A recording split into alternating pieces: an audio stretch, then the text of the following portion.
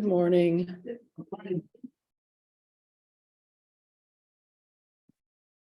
Hi, everybody online. It would be really nice to see you if possible. This morning, I'm going to keep talking about the Fukanzazengi, which this, I think, is lecture talk 3 on this text, which we chant every Thursday morning about how to sit Zazen, written by our esteemed master, Dogen Zenji. And so I'm going to keep talking about it until I've talked my way through the whole thing, which will be probably another 3 talks. Next week, though, Jaka will be here. So that will be a break from that. She's back from her vacation. I think she enjoyed a lot. Okay, so here's what we're going to talk about this morning. For Zazen, a quiet room is suitable. Eat and drink moderately. Cast aside all involvements and cease all affairs. Do not think good or bad. Do not administer pros and cons. Cease all the movements of the conscious mind, the gauging of all thoughts and views. Have no designs on becoming a Buddha.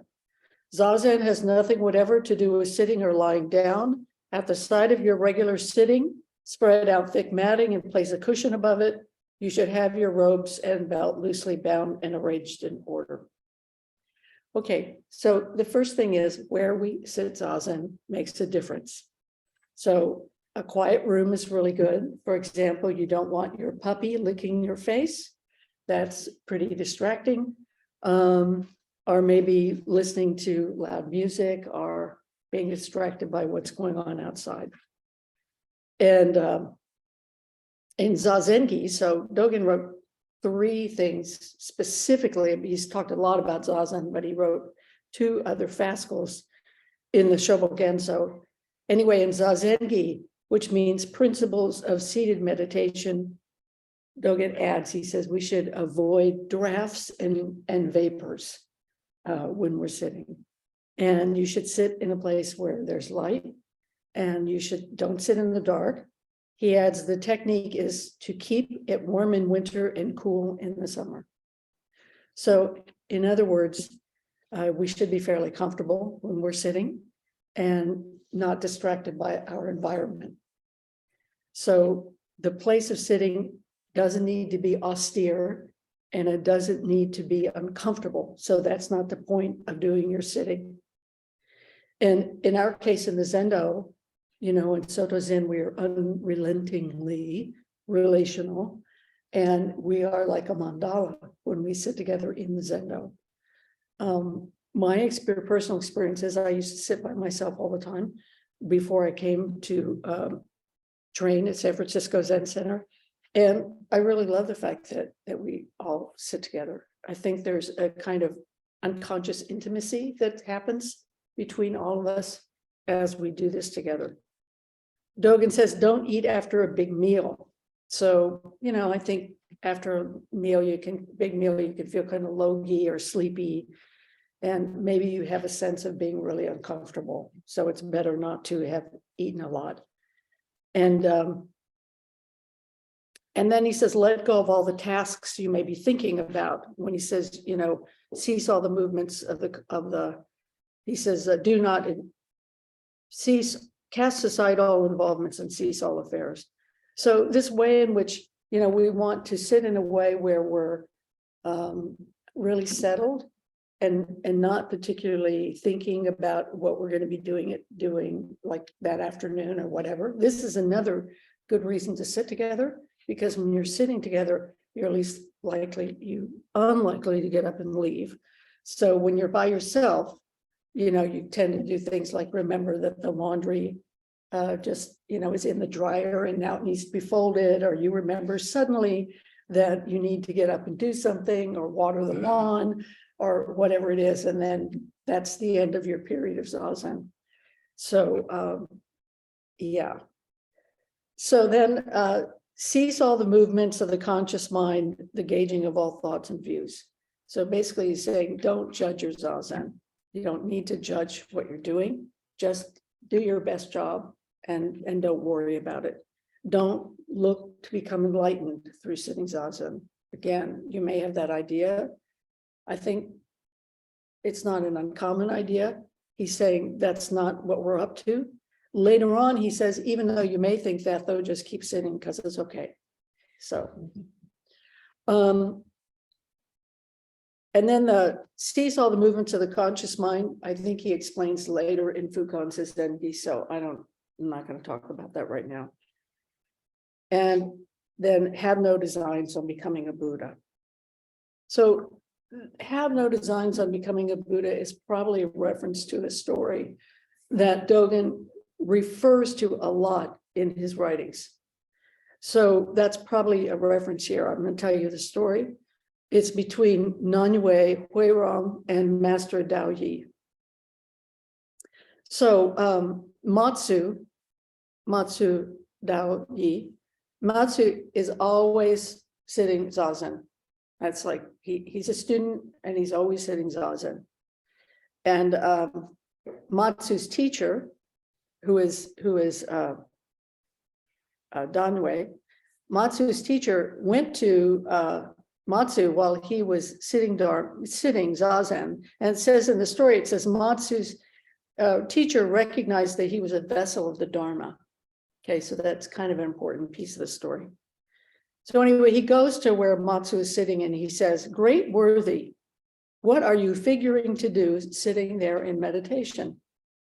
And Matsu said, "I'm figuring to make a Buddha."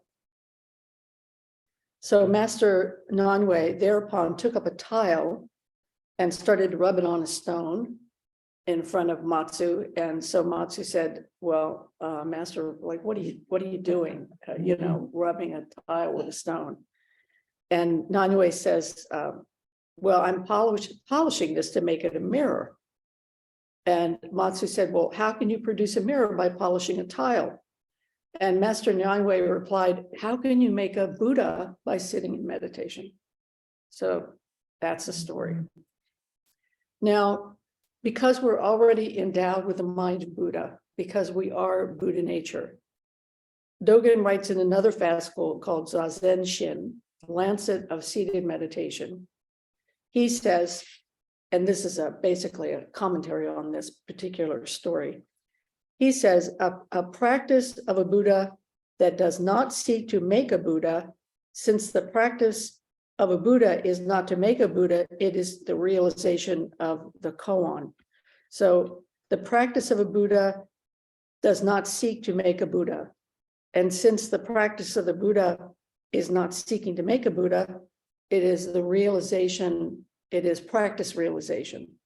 It is this practice that's an expression of realization. So that's what we're doing in Zazen. This is as Dogen would say, the dignified deportment of a Buddha. So because we are already Buddha, we don't sit to become Buddhas. We're not sitting with that as our goal. So again, sitting down is an expression of your Buddha mind, which in a way makes sense. Why do we practice?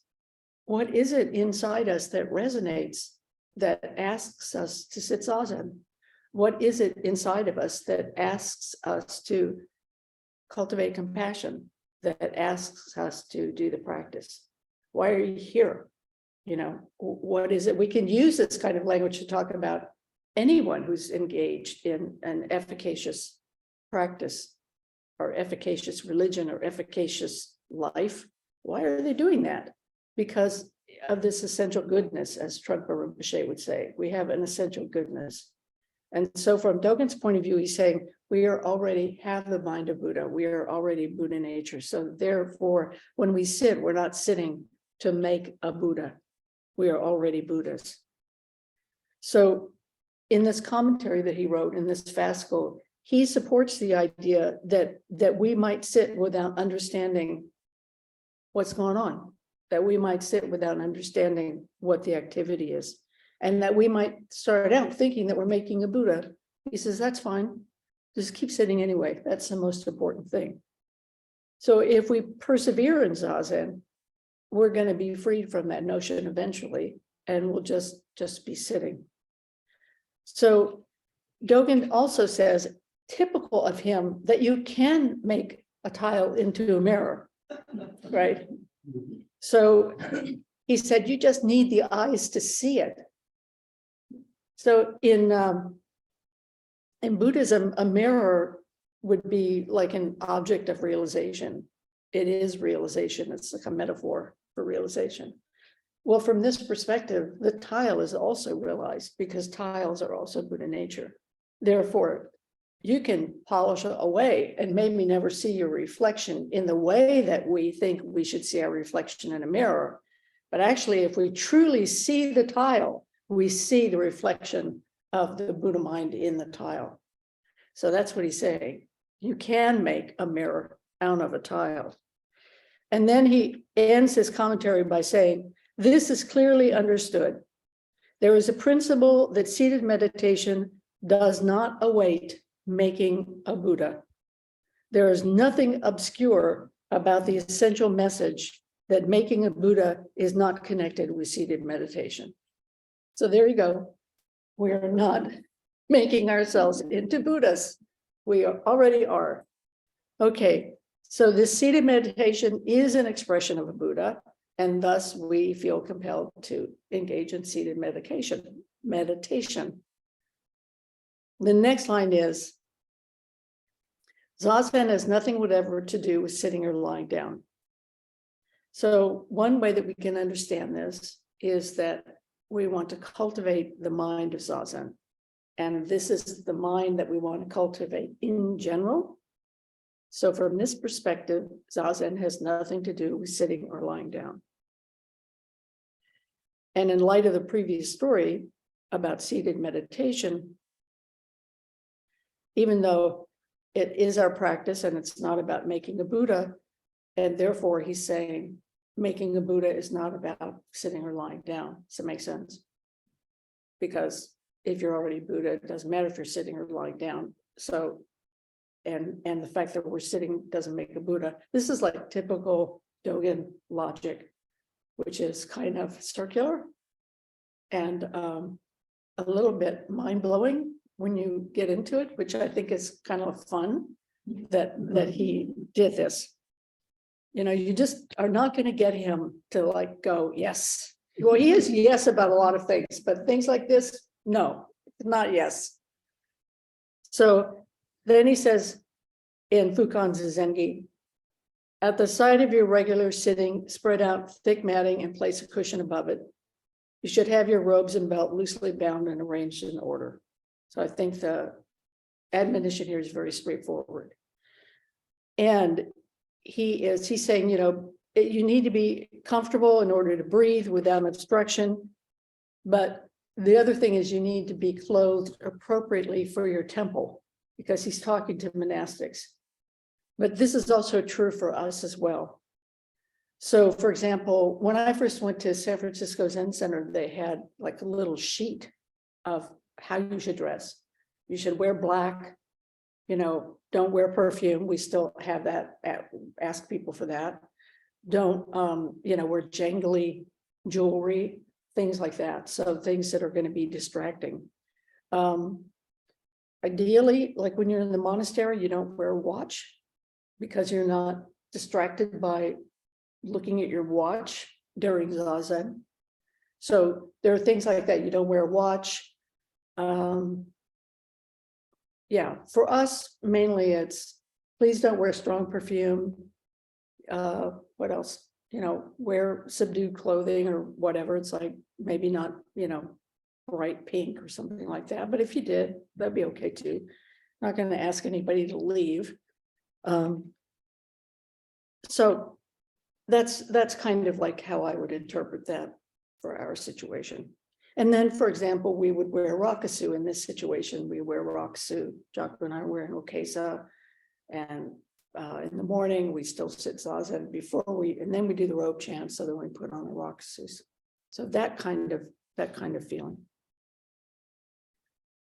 All right. So the next part of Fukanzazengi is, then place your left palm facing upwards on your right palm, thumbs tips touching. Thus sit upright in correct bodily posture.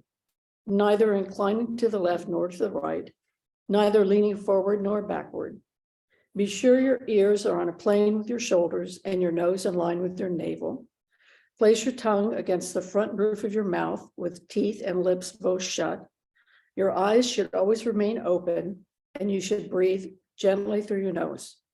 Once you have adjusted your posture, take a deep breath, inhale and exhale, rock your body right and left, and settle into a steady and mobile sitting position. And then there's a section here where he talks about what to do with your mind, which I'm going to talk about next time that I give a lecture.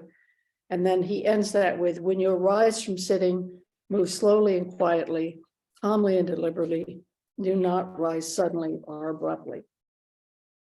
Okay, so I gave a talk on March 24th where I talked about a lot of this stuff. And so if you want to hear that talk, it's on YouTube. So having said that, I'm still going to talk about this section, but talk about it in a different way. So the mudra, place your left palm facing upwards on your right palm, thumb tips touching, right? And then you're usually resting that in your lap.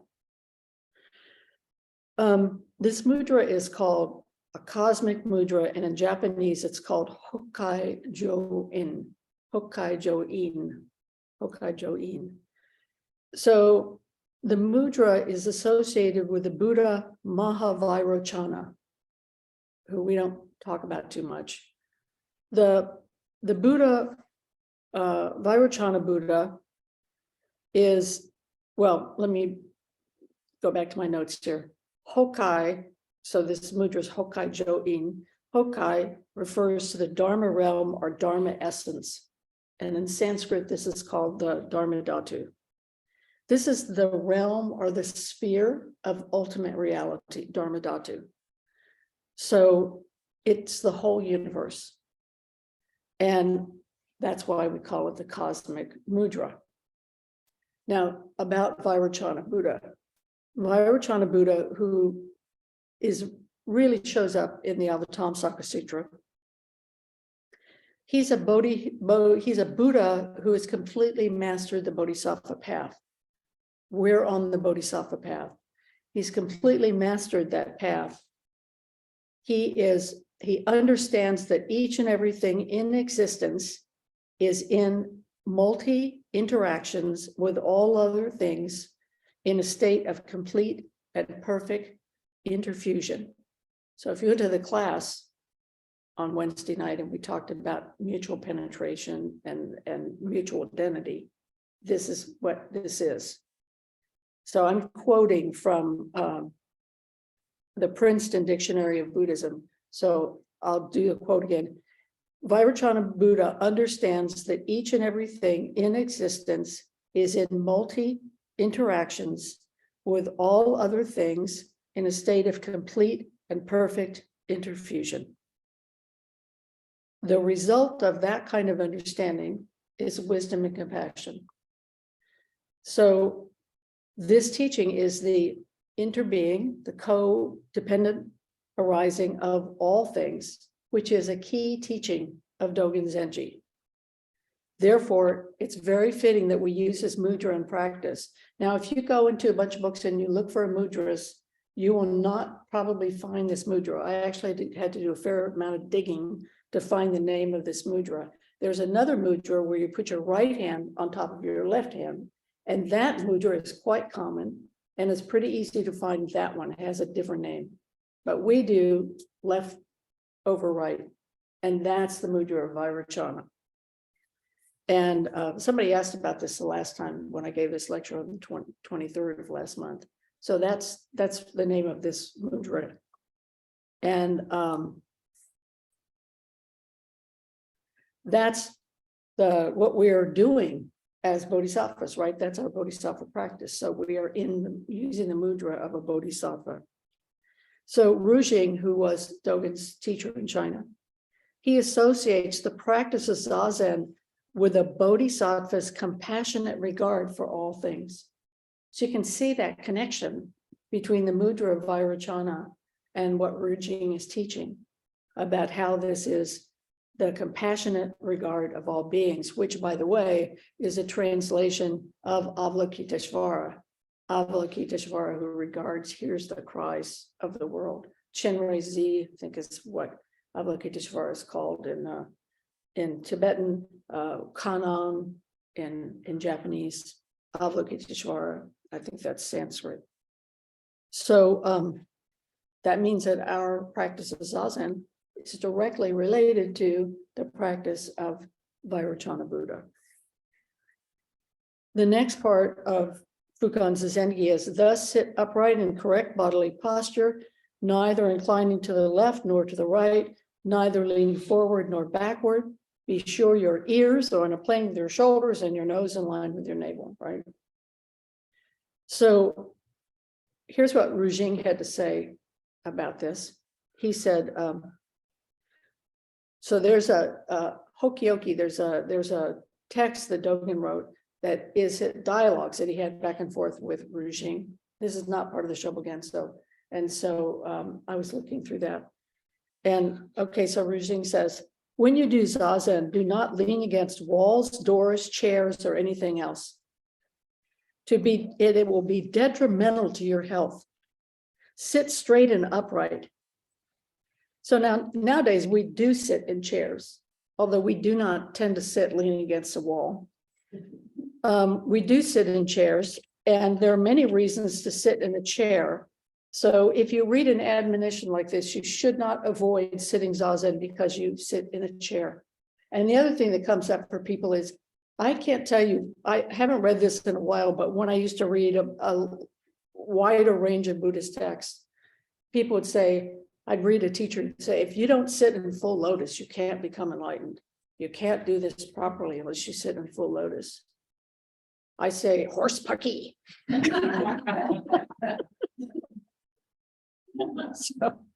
So I say to you, the important thing is that you keep your back straight and you sit upright and you stay awake. That's like the most important thing.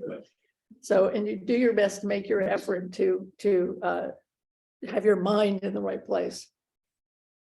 And then ears in line with your shoulder and your nose in line with your navel means that you keep your head balanced on your shoulders.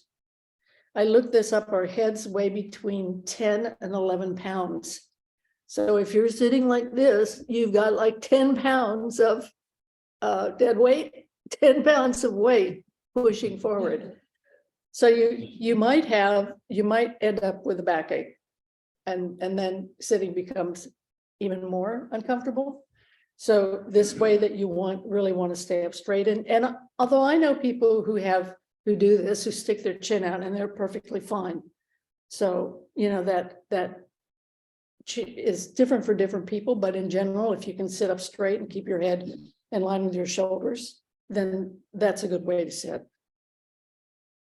The next instruction is place your tongue against the front roof of your mouth with teeth and lips both shut. Your eyes should always remain open and you should breathe gently through your nose. So I talked about this a fair amount in the last talk I gave, but you put the tip of your tongue against the back of your front teeth. You breathe through your nose and you keep your mouth shut. I think you should have a relaxed jaw so you're not clenching your teeth. It's really important that you breathe silently through your nose. You keep your eyes open, which means you're not going to fall asleep and you're less likely to start daydreaming. Okay, so Rujing has another comment on this, which I thought was kind of fun and interesting. He said, when you do Zazen, place your tongue against the roof of your mouth. You may also rest it against the back of your upper front teeth. This is the part I like. If someone has grown fully accustomed to Zazen by putting in 40 or 50 years of practice, so do the math on that. There's probably no one in this room who's been sitting years. Jaku and I might be close, Sue might be close, but generally, because we would have had to start sitting Zazen, we were like 20. Most American practitioners I know started sitting later. Anyway, if someone has grown fully accustomed to Zazen by putting in 40 or 50 years of practice, and has got to the point where he or she never drops his head or her head in a doze, then it's all right for them to close their eyes when they do zazen.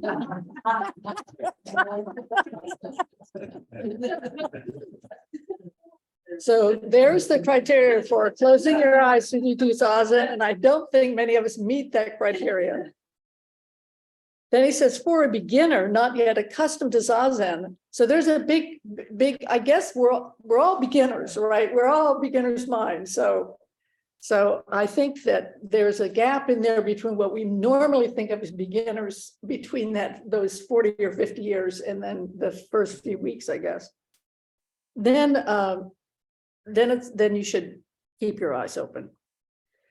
And should you feel tired sitting for a long time, it's all right for you to alternate the position in which your legs are crossed. This is an authentic transmission that has been verified by 50 generations of Buddha ancestors, and it has passed directly down from Buddha himself.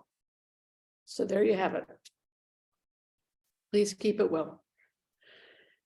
The next line of Fukanzazengi is, once you have adjusted your posture, take a deep breath, inhale and exhale, rock your body right and left, settle into a steady, immobile sitting position.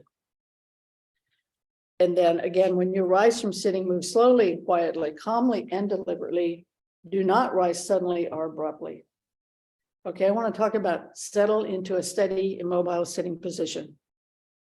So if we're sitting cross-legged in particular, which is where this comes from, you are in the shape of a mountain, right? You're like a mountain. So we have a wider base and we sit fixedly on the ground. But even if you're in a chair or sitting in a seiza bench or lying down, be like a mountain. Have this mind of the mountain. So this is the body mind of Zazen. Dogen expresses this in Japanese as gotsu-za. Gotsu-za. Za means to sit, to assume a position, to hold steady. Gotsu means high, level, lofty, standing motionlessly, jutting upwards. Right? Sounds like a mountain. So these are all adjectives that we can apply to a mountain. In Japanese, the phrase, which Dogen uses a lot, he uses both of these phrases, but often he uses gotsu, gotsu, refers to something being massive and unmovable. Your Zazen body and mind, massive and unmovable. This Buddha is massive and unmovable. So again, these are the words of the mountain. You can feel yourself steady and unmoving, like the mountain that sits eon after eon, unmoving, solid, trustworthy, patient. Mountains sit in all weather, they endure the snow, and they get rained upon. Mountains sustain, right? They sustain all sorts of creatures live on mountains. And mountains grow many plants. So mountains see and feel the changing seasons. Mountains are nurturing. Mountains are, again, they're patient, they are compassionate. They just sit in the midst of this. They abide, they are solid, they are virtuous. So this is this gotsu-za. We are gotsu-za, sitting, immobile sitting. But if you need to move, as Pershing says. So the last line is, when you arise from sitting, move slowly and quietly, calmly and deliberately. You're a mountain, getting up. You're moving slowly, quietly, calmly, and deliberately. Do not arise suddenly or abruptly. Don't scare your neighbors. So you take your time, be kind to your body. Maybe your legs are tingling. And by the way, if your legs start to tingle in Zazen, you should move, because you do not want your legs to fall asleep. And also because you can get sciatica that way. And sciatica is really painful and is hard to get rid of. So if you are having those experiences, please move. I don't know if the story is real, but as I recall, it is. There was a guy at San Francisco Zen Center who was sitting in the Gaitang, which is the hallway off the Zendo, and he was being very steadfast and immobile like a mountain. But I think he was a mountain who maybe had his priorities screwed up a little bit. And he stood up, he let the whole bottom of, his legs and everything went to sleep. He managed to stand up and fell on the wall and broke his arm. So be careful. Be careful. Don't change your position. Okay, so imagine you're a mountain standing up. So you take your time, you take this mind of the mountain, this Zazen mind, and you want to carry that for the rest of your day. So try to bring, have that mind. That's what's calm and deliberate, paced and thoughtful, not erratic or abruptly. That mind is what is standing up. So you want to, cultivate this mind, cherish this mind. How often do we get this mind? So you want to take care of that and don't immediately stand up and start worrying about what you're going to do for the rest of your day. So you want to take this mind of Zazen into the rest of your day. So when we sit Zazen, we get up and then usually we do service. So that's a little more active, but we're still doing something that's very practice oriented. And then we usually after that comes Soji in a temple, which is work. To do some work practice for 10 or 15 minutes. That's also, we are doing that in a way that is reflective of this Buddha mind. So you can, think of it as like this kind of progression out of the Zazen posture, but trying to keep that Zazen mind. So that's all I'm going to say today about Fukanzazengi. And again, next time I'll talk about non-thinking. So thank you very much.